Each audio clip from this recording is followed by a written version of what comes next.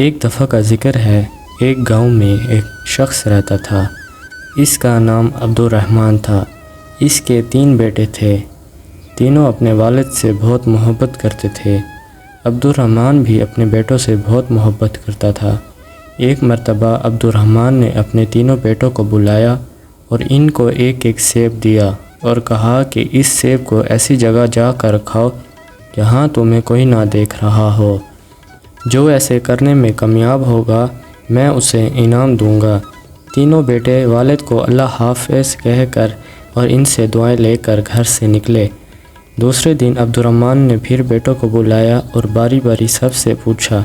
سب سے پہلے بیٹے عبداللہ سے پوچھا، کیا تم کو ایسی جگہ کھانے میں کامیاب ہو گئے جہاں تمہیں کوئی نہ دیکھ رہا ہو؟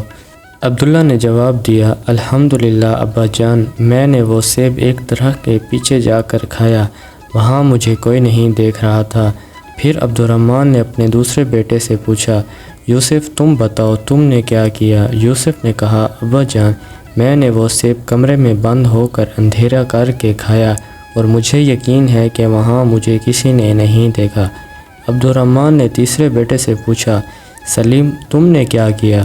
سلیم نے کہا، ابا جان، میں نے کتاب اسماء الحسنی میں پڑھا ہے، اللہ کا ایک نام ہے البصر، ہر ایک کو ہر حال میں دیکھنے والا۔ میں نے بہت سوچا اور تلاش کیا لیکن مجھے کوئی ایسی جگہ نہ ملی جہاں میرا اللہ مجھے نہ دیکھ رہا ہو۔ اللہ تو ہر جگہ دیکھتے ہیں، اس لیے میں یہ سیب نہ کھا سکا۔ عبد الرحمن اپنے سب سے چھوٹے بیٹے کی عقل مندی پر بہت خوش ہوا اور اس کو انعام دیا۔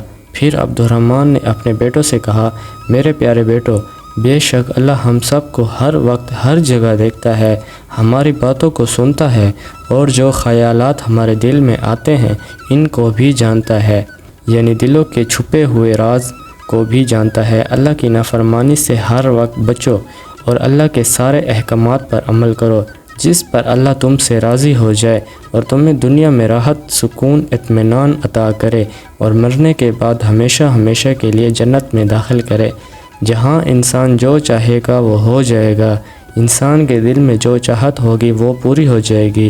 جنت میں ہم ایک پرندہ دیکھیں گے، اس کے کھانے کا جی چاہے گا تو وہ فوراً بھن کر پلیٹ میں آ جائے گا۔